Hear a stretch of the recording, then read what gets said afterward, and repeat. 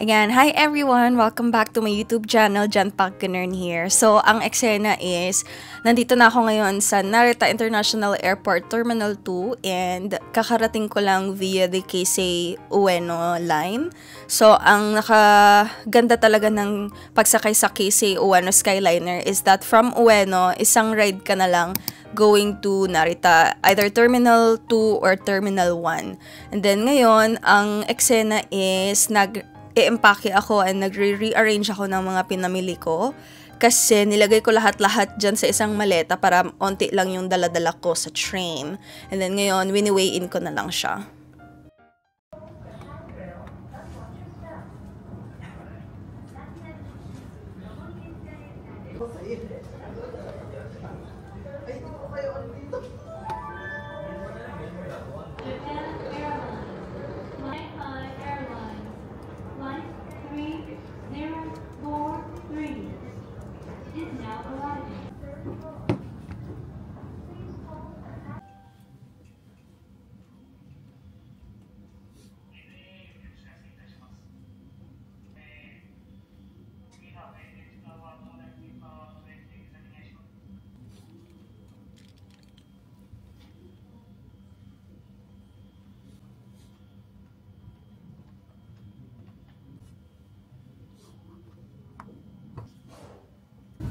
So, today is my last day in Japan. Kailangan ko nang isauli yung nirentahan ko na pocket wifi from Japan Wireless.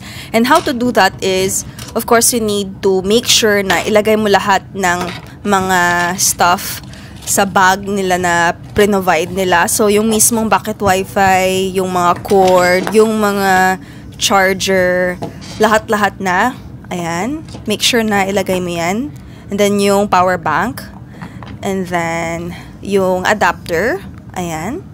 And then, yung charging cord. Ayan. So, ilagay mo lahat yan sa bag na ito.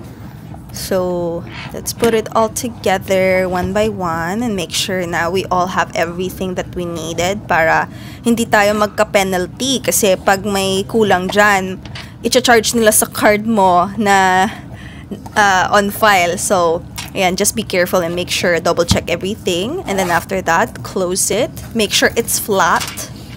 And then after that, ilalagay natin sa envelope na to. Because this is going to be mailed via post box. So, ayan. You have to drop this before sa security gates. Ayan, make sure that you do that. Kasi may iba na nakalimutan nilang i-drop off sa mga boxes or mailboxes. So, ayan. Go ahead and open it up and put the Japan Wireless bag inside. Ayan. So, just be careful na huwag mapunit, guys. And then, after that, you have to peel off this tape right here. There. And then, make sure you close it securely. Ayan. And you are already good to go. Pwede mo na yang i-drop off sa mga post office or sa mailbox. And I will show it to you later kasi sasabay tayo, like ipapakita ko sa inyo kung paano natin siya i-return. Ayan.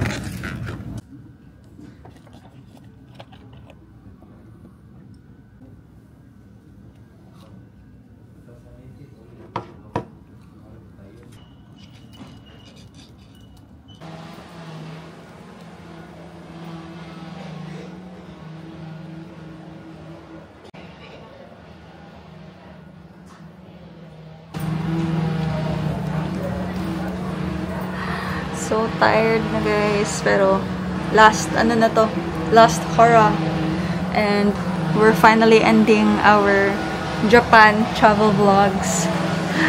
So nandito ako ngayon sa second floor, guys, ng Terminal 2 dun sa pinag-stayhan ko, and eto palang elevators, guys, hindi siya pwede or hindi siya mag-ooperate sa third floor, which is yung sa international departures.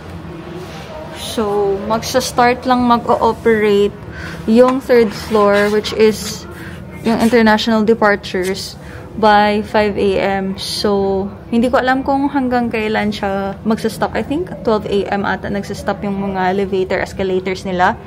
And then they will come back operating by 3rd floor. I might be wrong, don't quote me. Pero it's already 4:42. Ayan, 4:42 na. And hinihintay ko na lang na, tambay-tambay na lang ako dito. Kasi may cart ako eh. Madami akong dala guys. So, hindi ko siya pwedeng sa, ano bang tawag na ito? Hindi ko siya pwedeng isa-isa. Siguro kung smaller lang yung luggages nyo or wala kayo masyadong dala, pwede nyo naman siyang i-escalator kasi operating naman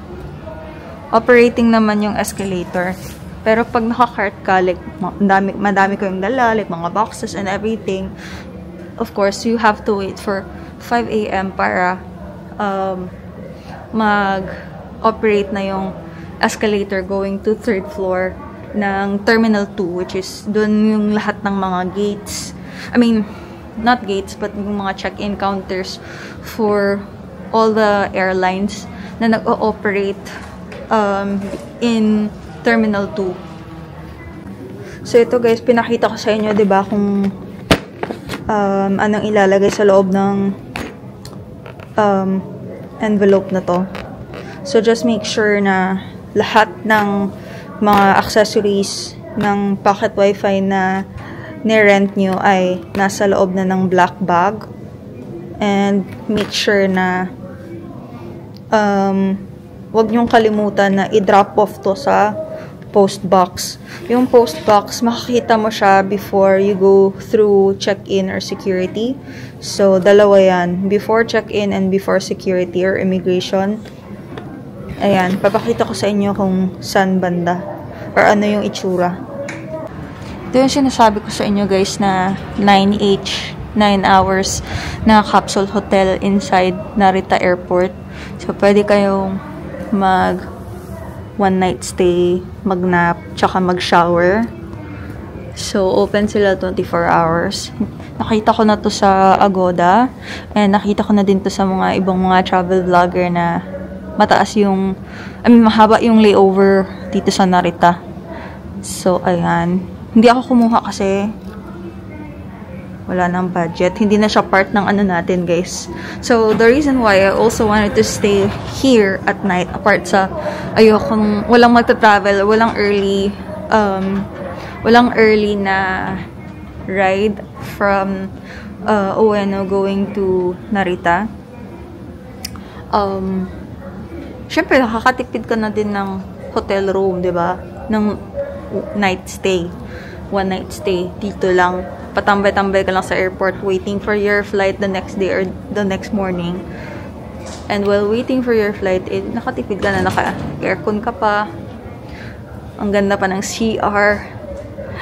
May working space ka pa. May wifi pa free. Pwede ka rin umidlip or matulog. Kasi maganda din naman yung chairs nila, guys. If you notice, si ate nga, may sleeping bag na nga, na parang magka-camping lang. Ganyan talaga, guys, pag nagta-travel, ready. So, yan yung maganda sa chairs nila dito. Pwede kang matulog. Gustong gusto ko nang matulog, guys. And at the same time, gustong gusto ko na ding magpamasahe. Kasi, mga ilang araw na din sumasakit yung likod ko. Dahil siguro sa lamig, like, paiba-iba yung weather. Or siguro sa sobrang hangin. Parang, sumakit yung likod ko. Parang, nilamig. Ang dami kong lamig-lamig sa likod. Tapos parang feel ko, ewan ko ba, parang feeling ko lalagnatin ako na hindi. Kaya kanina, nung pagkarating ko dito sa airport, and nung nakaupo na ako,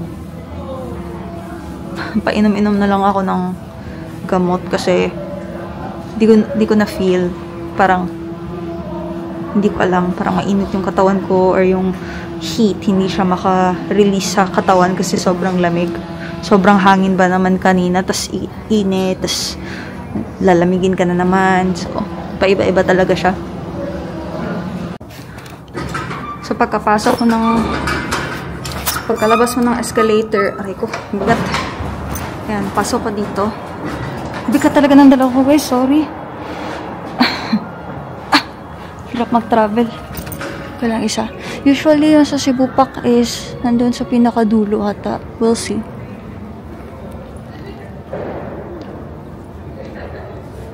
Ayan, ito yung ano nila. Ito yung so, yung red na post box yung hahanapin nyo guys. Basta may isa dito sa labas and then may isa dun before mag sa immigration, sa security pala. Malapit sa CR and then malapit siya sa check-in counters C and B. Ganon. Miss ko tong na to, airport na to. Mamimiss ko.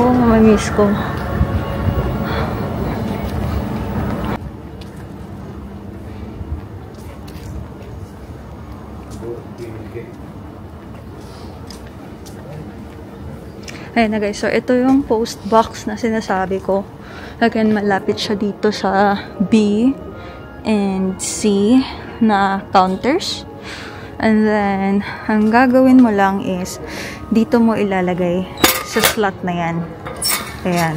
So, ipasok nyo lang. And you're done. That's it.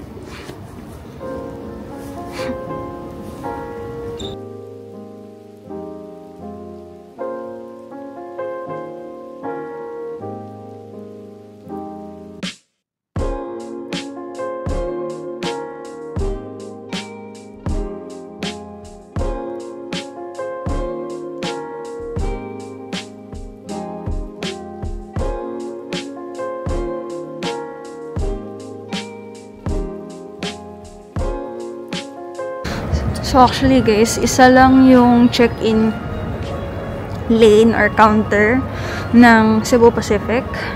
And usually, nagsasabay yung check-in for Manila. Like, tataas yung pila kasi pipila din yung for Manila. Sasabay sa Cebu. But yeah. Yan.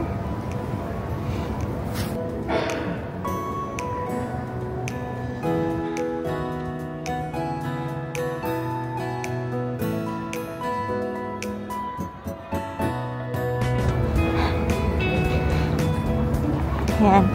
So later, for sure, iba yung counter for online check-in.